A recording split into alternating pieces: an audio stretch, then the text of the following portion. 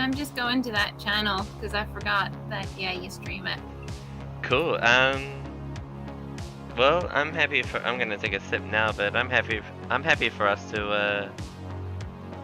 a bit of a, I don't know. I like the ritual of some kind of countdown. I like the music. I really like this music. What music? I don't know. I made some music last year. I heard it briefly for the second in the background. Yeah. Well, I mean, you put it on the stream, you hear it. Man, this. Because then I'm like 5 seconds behind, and it'll be weird. It's been playing for more than 5 seconds, so if you put it on now, you hear it. Have you started the stream? Yeah. Oh, I can't find it. Can't find it? Oh, let me double check. I think. Yeah? Okay, yeah. Stream is going. But, when you guys are ready, give me a countdown and then we'll get into the start of things. 10, 9, 8, 7, 6, 5, 4, 3,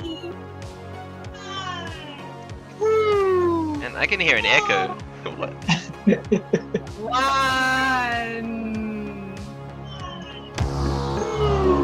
I can hear an echo. That is... That's just up my PC. Alright. Dean's fault. You guys turn the volume down on whatever's playing on your side. And you can watch the video, just turn the volume down. Well, awesome.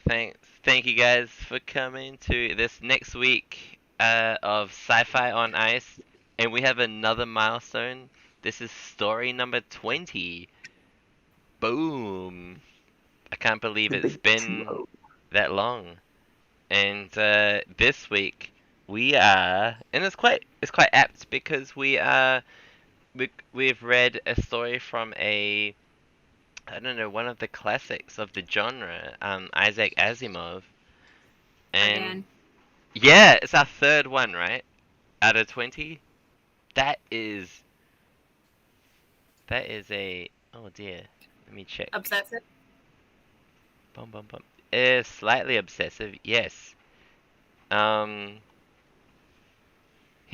People call him the grandfather of science fiction, so it's a pass. And look, I'm not gonna judge anybody who asks for any story, so it is what it is. So this week we read The Last Question by Isaac Asimov, and this is a story about time and entropy, which are probably related. So in this story, there's civilization have made this computer which can like basically provide everything for mankind.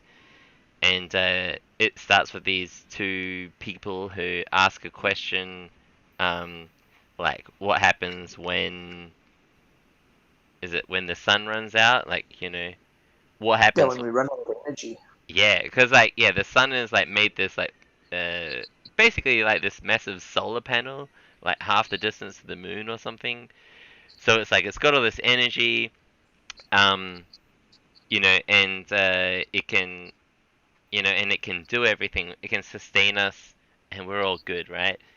But then there's this human sort of, I guess, like desire for more, and curiosity. And so they ask that, oh, but you know, we know the sun's gonna burn out, and what happens then? And so it asks this computer, like this supercomputer called, what's it called, a multivac or Yeah. yeah, and what does it says? Insufficient data. And so anyway, so then this story is about, it goes like, it skips like 200 years, and it comes across another family, and they ask a similar question, and then we go like 2,000 years to another like future people. They ask a similar question about decay or entropy, and it kind of like you kind of see this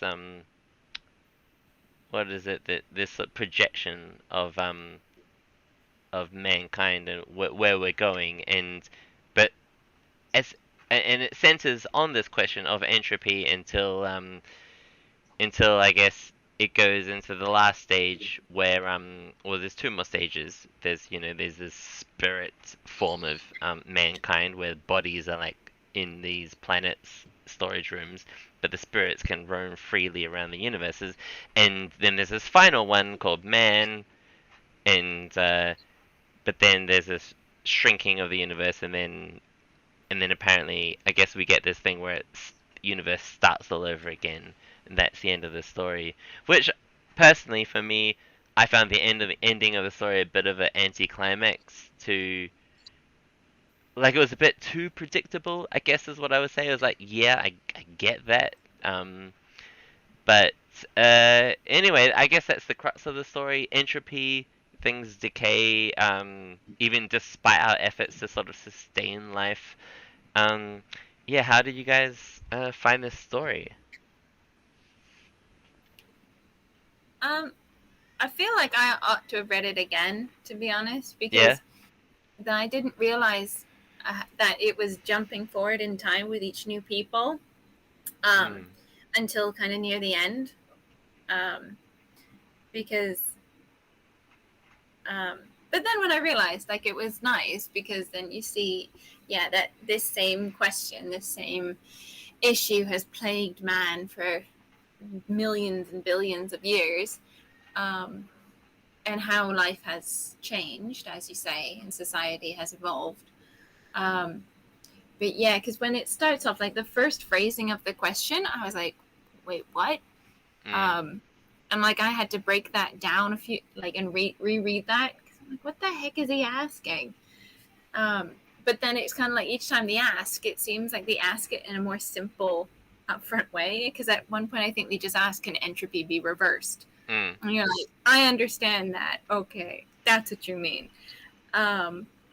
But yeah, but it's also, I think, very telling because at one point, what they gain immortality, Yes. right? Yeah. It's like even though they have everything they could possibly need for them to live like happily and comfortably, they still want more. They want it to never ever end. Mm. And I just think, yeah, that's mankind for you. Never happy. Right, Dean, what's your take? Yeah. Um, I did enjoy it. I enjoyed the end. Because basically, where the computer realizes, oh well, I've got the answer, oh, but there's no more people left to give the answer to. Mm. Um, and isn't that just the way things go? Like the moment you figured it out, you're out of time. Right. And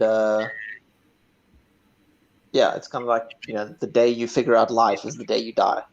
And you're like, oh, that's how it works. And then you peg. And yeah, it's definitely cyclical. Mm.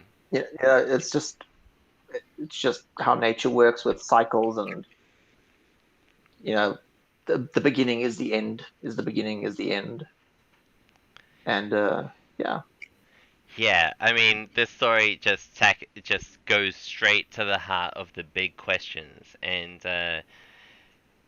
I, it was too like I kind of felt really intrigued in the first two sections. These two fellows that make this supercomputer, or I guess they take credit for it. You know, this is the beginning of the story where the two guys who sort of take credit for it, they go to some secret chamber, even though this supercomputer is like still near them. I really like this part, and even though they were trying to get away from everything to drink their bottle of wine, they were behind them. The computer was still bleeping and flashing away at them. I really liked this, and then but they were so focused on the science questions, which I don't know. Like for me, I think this is sort of the part of humanity that is least interesting. You know what I mean? For me, it's the opposite. It's the life force. The things that we do, not the death. And yeah, it comes back to the cyclical nature of things, um, as you mentioned. But as if like, and we get to this point where there's immortality, which Sarah mentioned before, which kind of I kind of felt there was a bit of a contradiction there because you get to this point where there's immortality, which is like this infinite, which to me means infinity, right? And on the other hand, there's entropy, which is in contradiction to it. So it doesn't. That part of the story didn't add up. I gotta say, I would have been okay if that was like they had like extended like their life by like some factor or whatever. But maybe for the sake of the story, I get like the points, that human urge to like, prolong life. So like for the sake of the story, I can kind of get it and I can get behind it a little bit, right? And so yeah, maybe I'm trying to dissect it too much. I definitely really enjoyed the beginning of the story with the two fellows that made the supercomputer, and then the family that go off to the planet. So I mean, so you can see if you can follow what I'm saying. So 2061 when they make the supercomputer, and then 200 years later, the family go off to find planet X23. 23, yeah. Yeah, and then so they're and they've got like and it's quite funny because like computers for us today are smaller, right? But it takes like 200 years for computers to start to get smaller for their microvac. Is that multivac is the first one, and the second one is the microvac, the smaller supercomputer, right? And and yeah, I really like the family experience because you know the um the idea of this family in a little spaceship going out to this new colony, and I kind of like the potential at that story, at that part of the story actually, where it was sort of talking about frontiership, and like I was thinking about the critique about America and how the sort of American what do you call it, the American push on their frontier to all the way to California, and then after that it was globalization, and so I was thinking that, but then after that it went 2,000 years to the slender perfect human form, right, which was a massive jump, and I realized, okay, this story is totally centered around entropy, and the idea of the sun running out of energy, and despite all our efforts, like we're just so dependent on this external factor, which, and I'm talking a lot here, so I'll stop soon, is that I sort of thought that, well, like this story is ignoring the potential for human advancement, which because they're coming back to the same question, like, but is the question still universal in 2,200 or 2,000 years? I'm not sure about that. Do you know what I mean? Yeah, the thing is, with the advancements was it wasn't humans advancing. Mm. It was this computer, which, from the sounds of it, is an Yeah, AI, but I've got a problem with that which because the computer is coming up with these solutions. yes, The but the here's computer dude, figured out how to stop us aging. have you seen Terminator? Terminator is my answer, right? Terminator tells that story where it's like humans are like, nah, we're not computers, right? Do you know what I mean? Yeah, Yeah, then I like mean, we so, have a problem that needs to be solved mm, by a ever learning AI. We're just a data entry stream. dude, that sounds so cold, man. I can't do that. I can't do that, man. Dude. Because I'm crap. Number one, yeah, if you look at it from the what do they call it, the AC, or global computer, or whatever they call it in the story. automatic computer. Yeah, I Yeah, mean, we're just another input, so to speak. yeah, Um, but we're to the human. point where But we're just, it doesn't matter whether we can live forever or consume galaxies. At the end of it, we're just data points to this computer, no, and at the end, it's we run out of we it's are run out of not. people. I refute that with the idea that humans are so mental. We are not data entry points.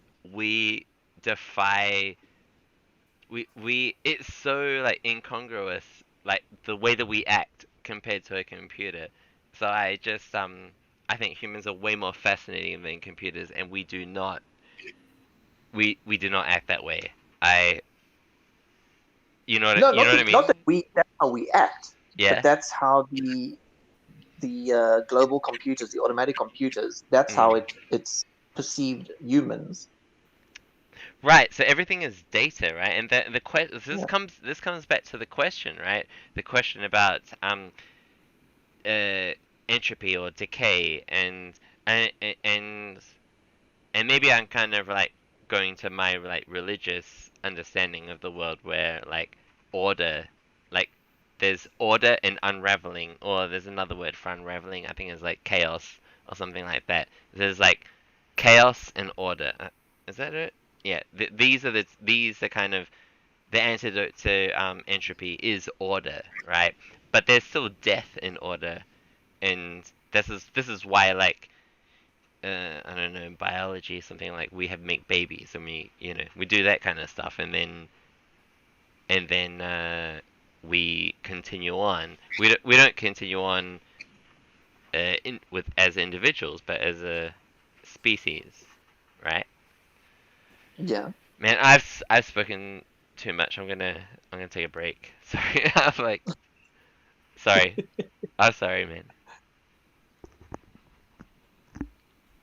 Yeah, I think the very thing that makes us what we are is the Mm. fact that we don't live forever. The very humanity of humanity is the fact that we do not live forever, which means that every experience, every new thing is significant. Everything you do, everything you have done, it's significant. If But you lived forever, it would not be. But let's say, but not everything is forever. Let's say in the afternoon you have afternoon tea. When that's finished, that's dead. That's done, right? Like that's the end of it. There's Until tomorrow. no, no, no. But there's a ribbon. There's like a bow tie at the end when you finish your afternoon tea. Like that's done. Is dead. Like that's What's the your end. point? Well, like there's this. I don't know. It's like to do with I guess I just feel So, like there's a finality to it, to something. but the thing, so I agree with Dean. There's the good is only good in reference to bad. Light is only the absence of darkness, or whatever the hell you want to. Every contrast is only there because of the other. You value life because there is death. You value what there is because there is the possibility of nothing, Yeah. and you only have that because of the contrast. Um, so why are you talking about afternoon tea? Well, no. Okay. Well, in the story, they reach immortality, where their life is just exists into perpetuity, right? And so in their instance, their lives are just a constant, and their lives are a constant in the world of entropy, where the sun and the energy that they require is depleting, and so this was the contradiction I struggled with. I think that's a fault from the writer, because I agree with you when you pointed it out that, yeah, they can't be immortal when the whole thing centers on the fact that nothing is. Like the very source of life is not immortal in itself.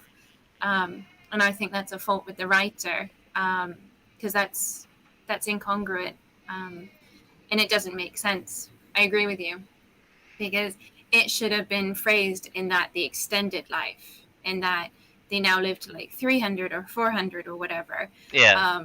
than 80.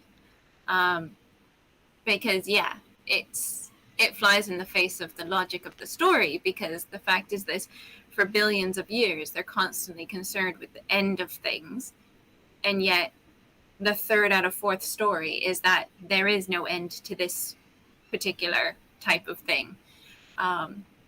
So yeah, that's, I think, just a fault with the story, and something that maybe wasn't thought through. Yep. Yeah, that's essentially it. And I mean, I still really liked, the prospect of this big question. And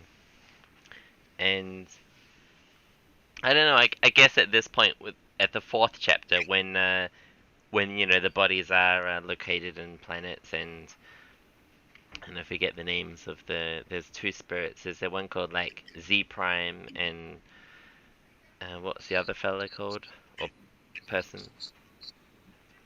Something done. Zim Sum Dum. Uh, Yeah, I wanted to say dim sum, but that was it's lunch. lunch. Yeah. But yeah, it was at that point of the story, I sort of felt like it was just I felt it was just not a human story anymore, but I kind of get it. Do you know what I mean? I could see what the author was going for, but at the same time, I sort of felt like, yeah, but I'm not really invested in this. Like at that point, It was more like a thought experiment at that point, and just to kind of yeah. like, how far can we go?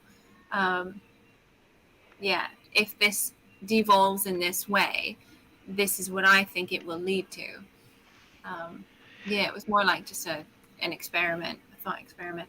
And so to my point about the Terminator, I think that there is a resistance to this thought. Like, I think there's definitely a part of us that's like, yeah, we want to have immortality, and we want to have this sort of, I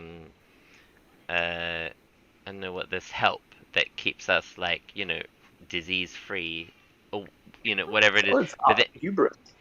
yeah, but then there's this other part of us that's like, we want to be part of nature, and we want to sort of, embrace this cycle of nature, like in Terminator, where we resist the technological sort of the data points of you know the, I don't know, systematicness of computers, where humans sort of resist it. I guess I wanted more of that in the story. Does that make sense? Well, I'm not as familiar with the Terminator stories, so, but I agree that I preferred the first two installments in that they were human stories, and I could relate to it, because, yeah, that last one where it was Z Prime and Dub Sub 1, I was like, wait, what? And I didn't realize at first that they were even like ethereal spirit beings.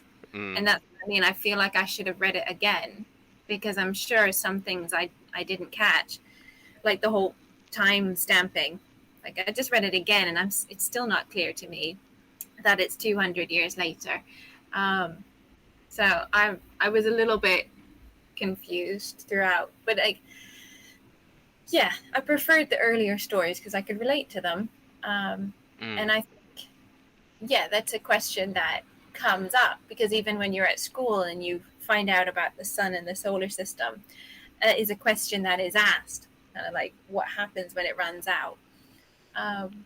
So I think it is a really obvious thing to focus on, because I think it is something that is human, because you want to know what's going to happen next, and is the world going to be okay for your kids and grandkids and great grandkids, because people usually have progeny and they want it to be okay for them.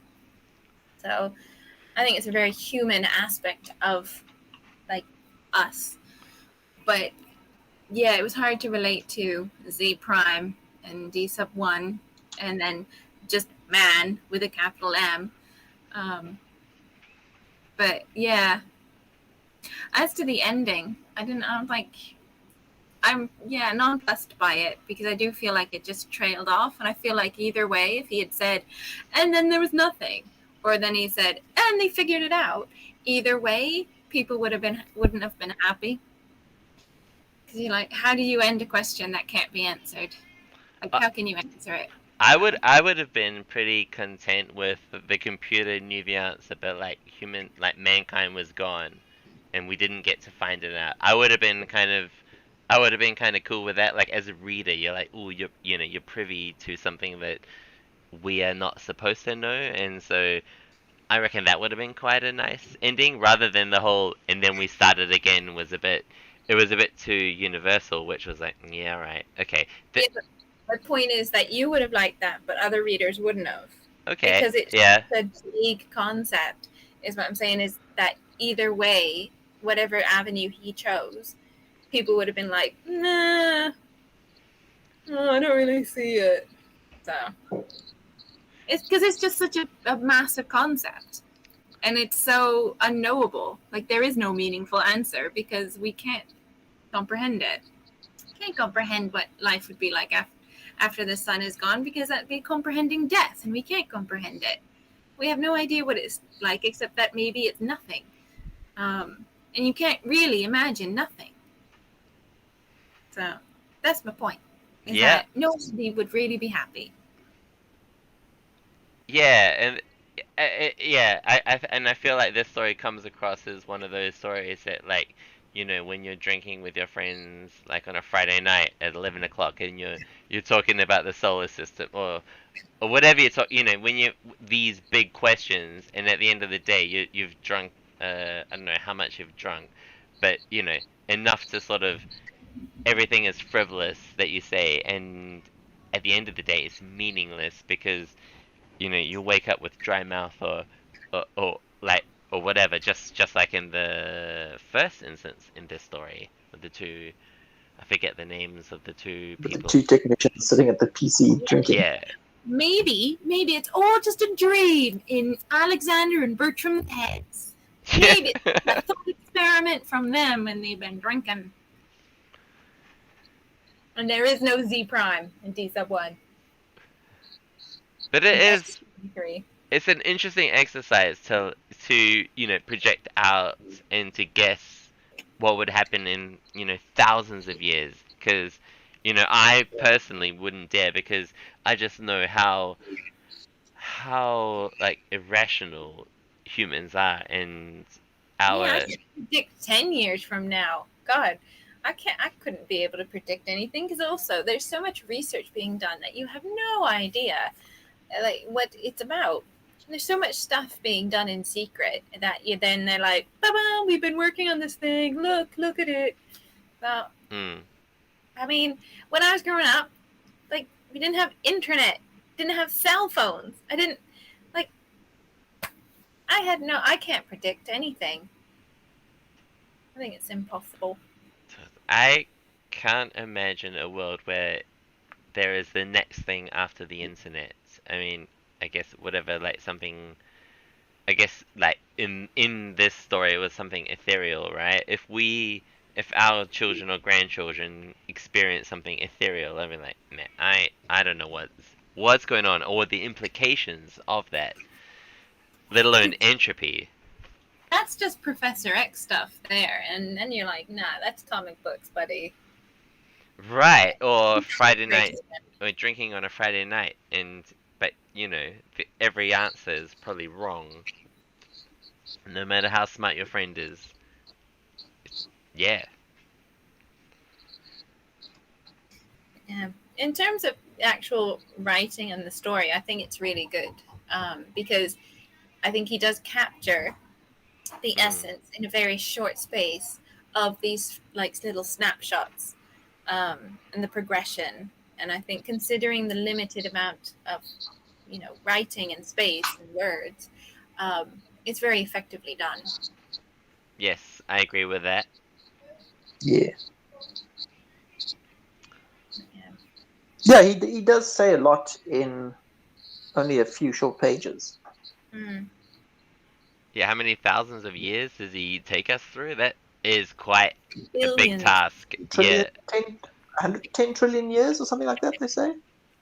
Oh yeah, there was some points where I was counting out, you know, like how many days left, and there was, yeah, it did get my mind working a bit, which I mean, to be honest, I didn't enjoy, but you know, it was sort of a, oh yeah, I definitely appreciated the scale of the question, you know, and how, you know, this is such a, you know, you're thinking of the universe, you're not thinking about your relationship with your dog or whatever. You know, this is just such a macro scale in the universe story, Yeah. entropy. But yeah, I don't know, kind of entropy.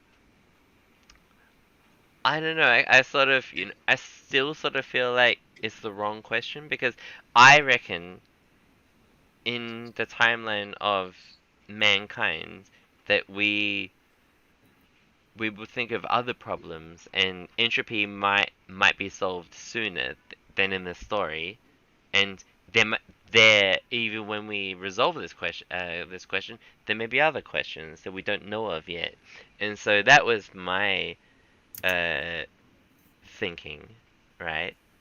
That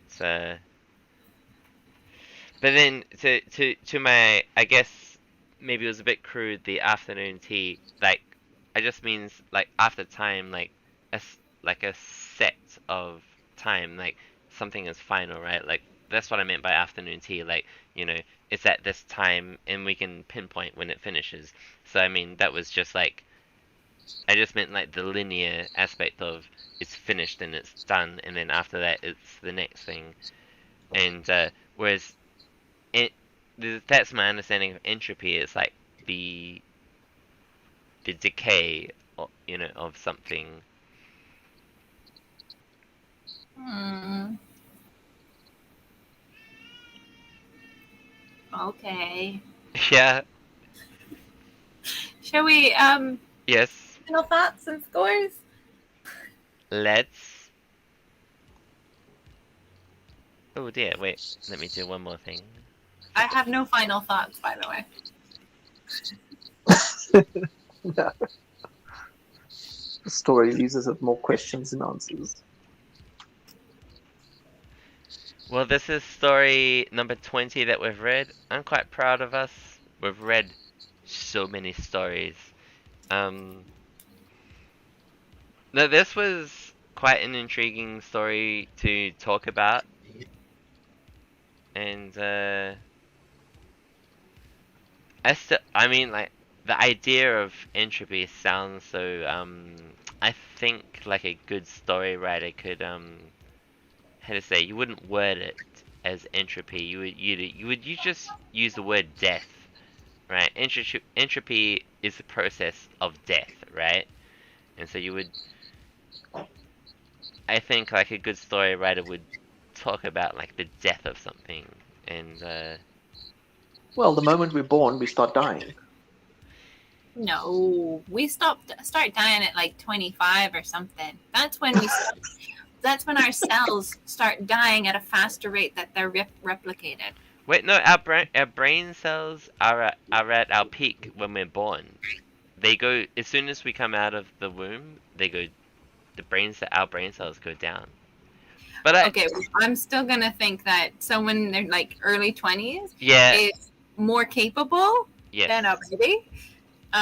I take But that. No, I take that. Yeah, I agree with you. I agree with you. Yeah, there's definitely that. late teens, early 20s, I think is kind of like, I think it depends on gender and things like that.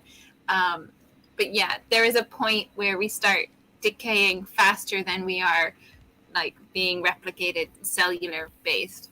Mm, That's when we start, yeah, entropy starts. It gets its nasty little hands on us. Um, but yeah, slow decay of time. we didn't talk about what's it called? Indiana Jones, or what other movies talk about like the Fountain of Youth, those kind of stories, right? The ones that want Okay. these are the traditional stories that sort of counter entropy, right? They're sort of like Monty Python.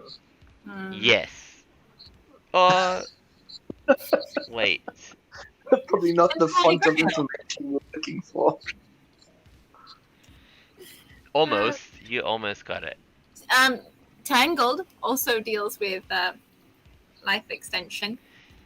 Yeah, Yeah, Rapunzel. Is that Rapunzel?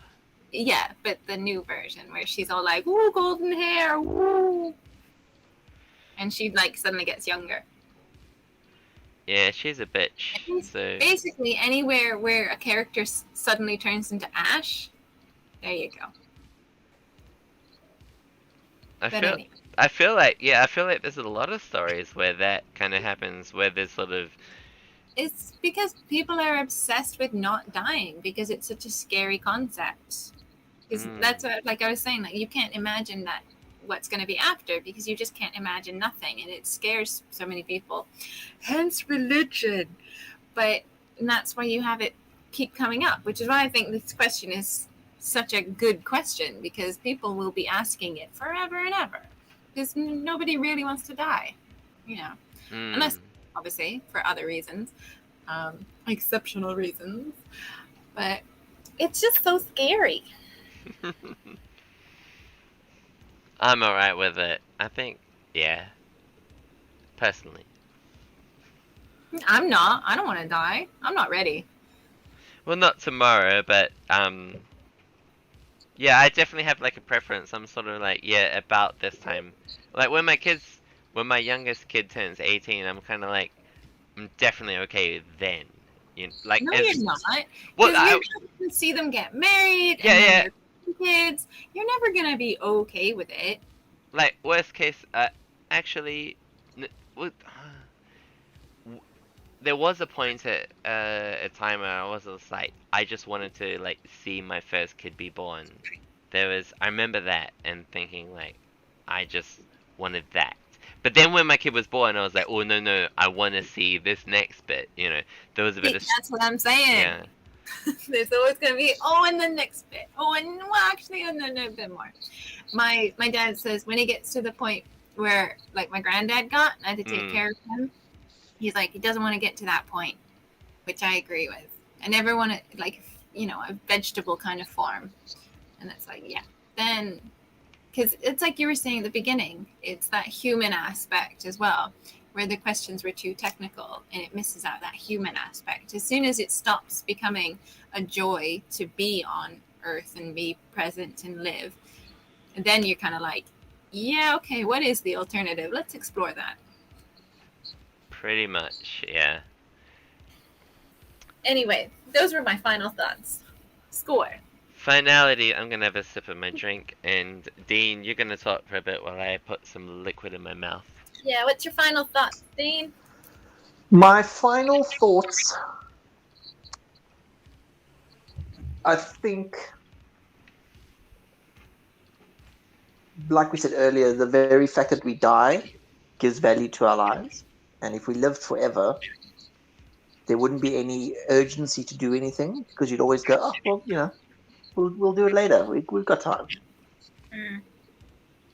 So, yeah, that's my takeaway from it.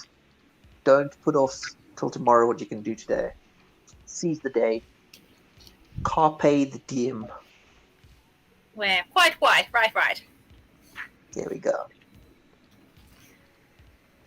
Is that the message from the story, Carpe Diem? That's it.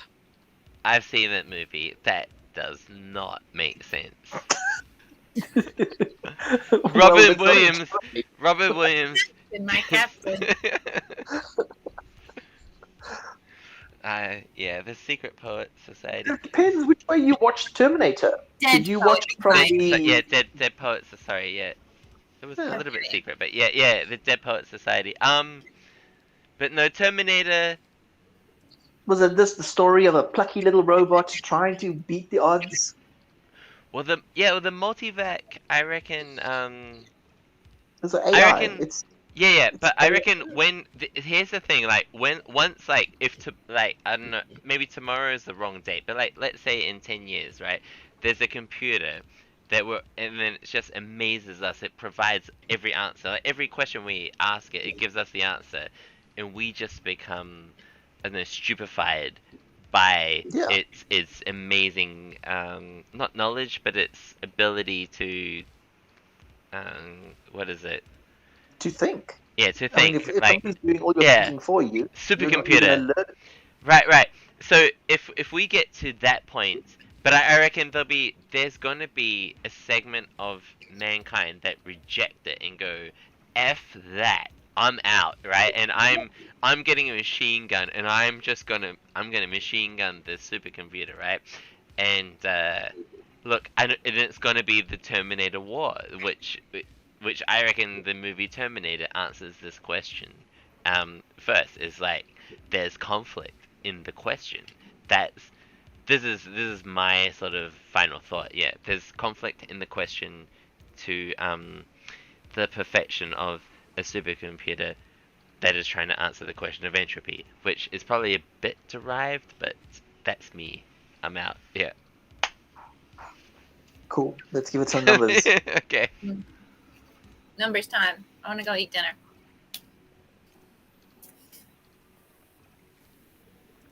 Should I go first? Yes. Okay. Well, after thinking long and hard, let's see what number pops into my head. It's out of 500 is the highest score. Wait. En français? Let's see. Oh, let me practice Yeah, actually. Dean, you translate for me, Dean. Je pense c'est 434. 34.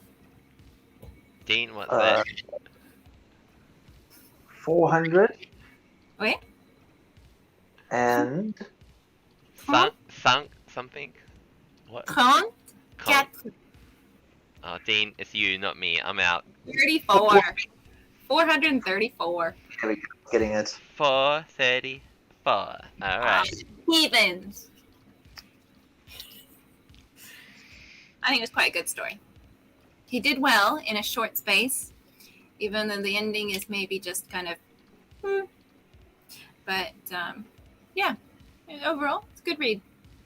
Short, All right. snappy. I like it. Let me get with Sarah. Sarah. Here we go. All right, your score is up. Okay, Dean, you're next. I'm gonna give a similar kind of ballpark. Let's go with a 444. 444. It's Yeah. like Lots of revision. Cat. Well, if you think 444, there's a lot of fuzz. C'est la même chose en anglais. Yes. I learned that very soon. It's the same in English. Oh, really? Yeah. Because I'd say that, I'd be like, she'd try to explain a word. And I'm like, yeah, no, I get it. It's the same in English. But because I try and speak French when I'm talking to my French teacher, I had to learn how to say that en français. Oh, okay. I'm with you. Yeah. Is it often like an accent thing or? Oui, Yeah. exactly. Exactamundo. No! My friendo. Ah, Or is that? Oh wait. We're not doing Italian. We're doing French. Sorry. Uno problemo, mo problem. Let's. Yeah. Like I like this. I like this story. I like the beginning of it. I like the premise of it. But I really wanted. What I wanted in this story was to see more of the human conflict, because I just saw it was just way too abstract for me. But I can appreciate the projection that this author was going, because you just don't know what computers and people are going to be like in the future. So I give credit to that, but I think there should be more conflict with humans in that. So I give the score 377. And Some I still like it a lot, but du sept. that's French. Yes, I like French. It's, Sorry, I'm practicing. you do you, and that is fantastic. So this week we read The Last Question by Isaac Asimov, the godfather of science fiction, and we came up with a 3 different scores and a score average of trumpets, please.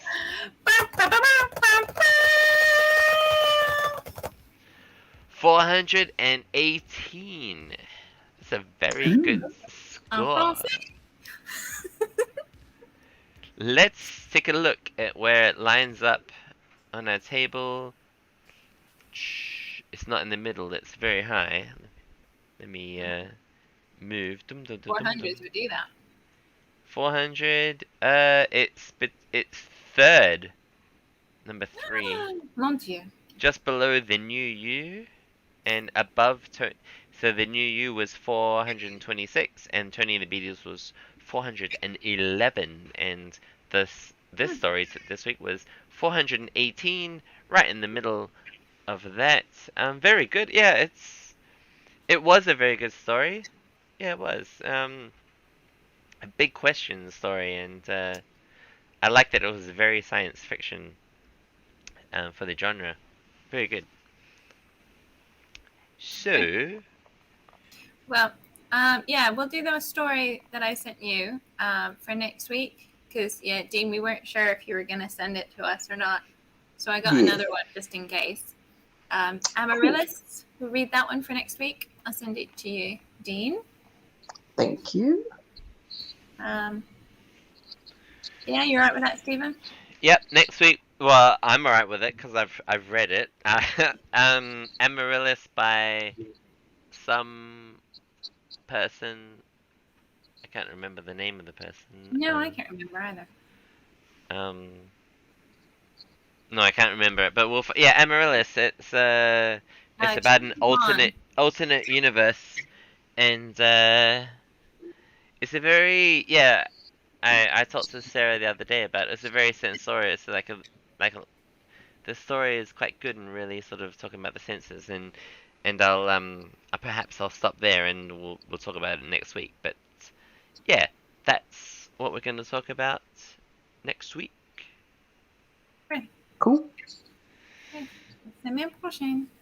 I don't know any French, but I feel compelled to say something like, I don't know, Vini Vidi Vici. Is that French? No, It's Latin. Okay. You're hitting so many languages, really. Okay. But French. All right. Poisson. A bientôt. Un, deux, poisson. Bienvenue. That's what I'm gonna say. It's French. Oui. Okay. Bienvenue. Salut. Bon voyage. Is that goodbye? Well, it's happy travels. Yeah. What's goodbye in French? Au revoir. Au revoir, everybody. We're gonna see you all next week. Semaine is until next week. Is amaryllis a type of flower? Yes. I don't know. Yes. Yeah, but I'm gonna tell you, Dean, it's the name of the boat. It's the name of a ship in this story. I've read it, but I'm gonna read it again because I think it deserves it. So it does how do you say Wait, okay, bye everyone. All right, goodbye. See you. Goodbye. Bye. Bye.